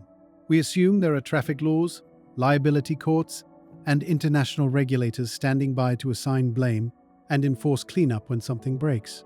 The law is a ghost. There is no traffic cop in the dark. To understand how a physical atmospheric crisis metastasizes into an international geopolitical catastrophe, we must examine the fragile, antiquated legal framework that supposedly governs the sky. The foundational document of orbital law is the Outer Space Treaty of 1967. It is a masterpiece of Cold War diplomacy. It successfully banned the placement of nuclear weapons in orbit and declared that space is the province of all mankind. But it is fundamentally a mid-20th century document. It was written for a bipolar world where only two superpowers could afford to launch solitary, multi-ton scientific monoliths. It explicitly did not anticipate the commodification of the vacuum. It says absolutely nothing about 15,000 commercial broadband routers drifting through a swollen thermosphere. When it comes to two satellites crashing into one another, we must look to a secondary document, the 1972 Space Liability Convention. Here is the exact legal trap we have built for ourselves. Article 3 of the Liability Convention dictates that if a satellite collides with another satellite in space, the launching nation is only financially liable if the damage is due to its fault. Let us be precise about the definition of fault in an environment where the physics have broken down. In a terrestrial court, if you drive your car into another vehicle, fault is easily determined. You ran a red light. You lost control. You were negligent. But apply that standard to the chaotic boiling sky of 2026. A commercial American mega-constellations satellite hits the atmospheric drag wall. Its ion thrusters max out at 170 newtons. The solar arrays catch the expanding fluid density. The WAM IP models confirm the atmosphere is actively pulling the hardware downward. At the exact same moment, the Van Allen belts supercharge, bombarding the star trackers and causing uncorrectable bit flips in the navigation computer. The American satellite becomes a dead, drifting weight, sinking rapidly into a lower orbital shell, where it violently shatters a multi-million-dollar Chinese state-owned weather observatory. Whose fault is the collision? The American corporation points to the telemetry. They prove their hardware functioned flawlessly right up to the thermodynamic limit. They prove the collision was an act of God, a mechanical failure induced by a localized space weather anomaly. They argue that because they had no physical control over the vehicle, they bear no legal fault. The Chinese government looks at the exact same collision, but because the supercomputers at the global tracking stations were completely choked by the sheer volume of chaotic trajectory data, as we established in Part 18, China did not receive a 7-day conjunction data message. They received no warning. From their perspective, a US-flagged commercial asset suddenly and violently dropped out of its designated orbital lane and kinetically destroyed a sovereign piece of infrastructure. Because the Liability Convention requires fault to enforce a penalty, and because space weather provides absolute, impenetrable, plausible deniability, the legal framework simply collapses. We know exactly how this plays out. We have the precedent. When the dead Russian Cosmos satellite destroyed the active American Iridium satellite in 2009, creating a massive debris field. Neither side formally invoked the liability convention. Nobody paid. The legal ambiguity was too deep. The nation simply shrugged and walked away, leaving the shrapnel in the sky. But a shrug is impossible in 2026. The mega-constellations are not purely commercial entities. They are inherently dual-use infrastructure.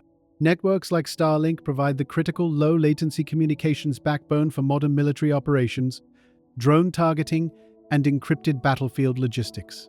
They are civilian assets performing vital national security functions. When the Kessler cascade begins and dead satellites start falling like unguided kinetic torpedoes through these heavily militarized orbital shells, the regulatory vacuum becomes a lethal strategic ambiguity. Think of it like this. If the atmospheric drag wall forces a Russian satellite to organically drift into an American military communications node, the physical result is identical to a deliberate, kinetic anti-satellite weapon attack. A shattered satellite looks exactly the same whether it was killed by the sun, killed by negligence, or killed by a guided missile. Stay with me for a moment. Let that land. We have placed the most vital, economically sensitive, and militarily critical infrastructure of the 21st century into a physical domain that is actively shrinking. And we govern that domain with a 50-year-old legal document that mathematically cannot differentiate between a catastrophic weather accident and an intentional act of orbital war. In the absence of clear liability, clear tracking, and clear law, nation-states do not default to trust. They default to their national security paradigms. The environment is not just physically weaponized, it is geopolitically rigged to explode. Part 24. The loss of the night sky. We treat the atmosphere like an incinerator. When aerospace companies file their environmental impact reports with federal regulators, they rely heavily on a single, comforting phrase: designed to demise. They assure the public that when a satellite reaches the end of its life, it will safely deorbit and completely burn up upon re-entry. It is a phrase engineered by public relations departments to sound like a magic trick. The satellite simply vanishes. But the fundamental law of conservation of mass is absolute. Matter does not disappear. It simply changes state. When a 600-pound broadband satellite hits the upper atmosphere at 17,500 miles per hour, the kinetic friction generates temperatures exceeding 3,000 degrees Fahrenheit. The spacecraft does not simply burn, it violently vaporizes.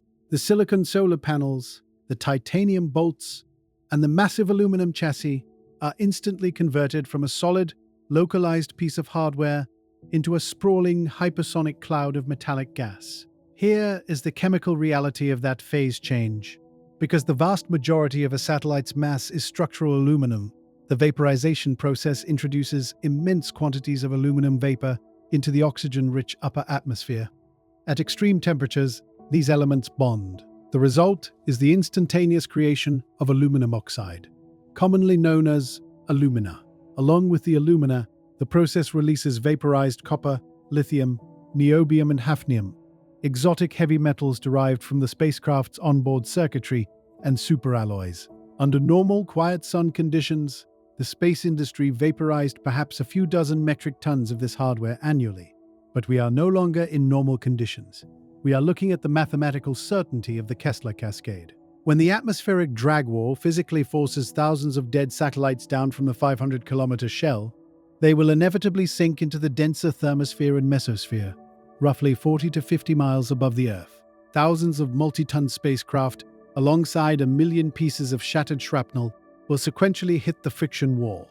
We are not looking at a few dozen metric tons of vaporized metal. We are looking at the instantaneous injection of tens of thousands of metric tons of raw, anthropogenic ash directly into the Earth's stratosphere. Stay with me for a moment. Look at the structural physics of where this ash is being deposited. The troposphere, the lowest layer of our atmosphere where human beings live and breathe, has weather. It has wind, and most importantly, it has rain. Rain acts as a planetary scrubbing mechanism, washing dust and pollutants out of the air and into the oceans. But the stratosphere, sitting above the weather, is bone dry. There is no rain in the stratosphere. There is no washing machine. When the satellite shrapnel vaporizes, the resulting microscopic particles of alumina and heavy metals do not fall to Earth. They are trapped. They remain suspended in the stratosphere for decades, slowly accumulating into an invisible, highly reflective metallic shroud entirely encircling the globe. This is an uncalculated accidental act of planetary geoengineering. Alumina is fundamentally, structurally different from the organic aerosols and water vapor that naturally occupy the upper atmosphere. Alumina particles are exceptionally efficient at absorbing terrestrial heat radiating up from the Earth, and highly reflective of incoming solar radiation. When you dump tens of thousands of tons of alumina into the stratosphere, you fundamentally alter the thermodynamic balance of the planet. The models generated by the National Oceanic and Atmospheric Administration confirm that this metallic ash will physically trap heat in the upper atmosphere, raising the temperature of the stratosphere by over a full degree Celsius, while simultaneously altering the speed of the global polar vortex winds. But the thermodynamics are only the secondary threat. The primary threat is chemical. The stratosphere is the home of the ozone layer, the fragile molecular shield that protects all biological life on Earth from the sun's lethal ultraviolet radiation. Aluminum oxide is not neutral to ozone. It is a highly reactive catalyst. The metallic ash provides a perfect, microscopic surface area for chemical reactions that aggressively strip the oxygen atoms apart, systematically destroying ozone molecules at a catastrophic rate. Let that land. Sit with the horrific irony of this equation. To build a faster, cheaper global internet, we launched 15,000 flat-panel satellites made of aluminum. The sun swelled the sky, broke their engines, and mathematically guaranteed their destruction. And as they are dragged down to burn, the chemical byproduct of their demise will permanently embed itself in the stratosphere, actively eroding the only barrier keeping the sun from sterilizing the surface of the planet. We are not just losing our digital infrastructure, we are actively sacrificing the chemical integrity of the sky to dispose of the wreckage. Part 25. The inevitable horizon. We build technological empires on the fundamental assumption of permanence. We assume that because we have written the software and funded the launch, the environment will passively comply with our corporate timelines. The physics disagree. To understand the absolute finality of this crisis, we must look at the architecture of time as dictated by our star. We tend to view space weather as a series of isolated incidents, a solar flare on a Tuesday, a geomagnetic storm on a Thursday. We view them as anomalous storms passing over a city. But the peak of solar cycle 25 is not a passing storm. It is a fundamental, prolonged climate shift in the upper atmosphere. A solar maximum does not last for a single day. It is not a sharp spike on a graph that immediately recedes. It is a violent, multi-year mesa. Here is the thermodynamic reality of the current solar plateau. Since late 2024 and continuing relentlessly through 2026, the sun's extreme ultraviolet output has not dropped. The baseline temperature of the thermosphere has remained structurally elevated. The atmospheric ocean has not receded back to its quiet sun dimensions. It has established a new, permanently swollen high tide mark. This creates a terrifying state of compounding thermal debt. When the next massive coronal mass ejection erupts from the sun and strikes the Earth's magnetosphere, it is not hitting a cold, contracted atmosphere. It is hitting an atmosphere that is already boiling. The new thermal energy stacks violently on top of the existing heat. The localized atmospheric density geysers mapped by WAM-IP do not just spike, they multiply exponentially. We are out of margins. We are out of fuel. We are out of time. Let us review the exact mechanical trap we have constructed. We placed 15,000 flat-panel broadband satellites, precisely in the altitude band where the atmospheric expansion is most severe. We equipped them with highly efficient, critically underpowered ion thrusters, mathematically incapable of pushing back against the resulting fluid density. We interconnected them with fragile laser routing protocols that guarantee a localized physical failure will trigger a global digital blackout. We blinded their navigation computers with supercharged radiation, and we choked the terrestrial supercomputers, trying to warn them of the inevitable collisions. There is no software patch that can rewrite fluid dynamics. There is no venture capital fund capable of bribing the Van Allen belts. There is no geopolitical treaty that can legislate the thermal expansion of a gas. Stay with me for this final reality. Let that land. The aerospace industry treated low Earth orbit as an empty, infinite real estate market. They commodified the vacuum, but they fundamentally misunderstood the geography. Low Earth orbit is not deep space. It is the very edge of the Earth's atmosphere and it is entirely subjugated to the magnetic violence of the sun. We are not facing a theoretical engineering challenge, we are facing a strict mathematical certainty. When the Terminator event snapped the magnetic bands of the sun, it set a physical clock into motion. The atmospheric drag wall is rising.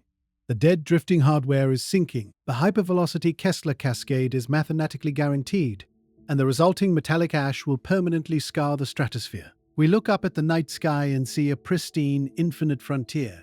But the frontier is already closed. The atmosphere is heaving outward, the vacuum has turned to molasses, and we are simply waiting for the sun to pull the trigger.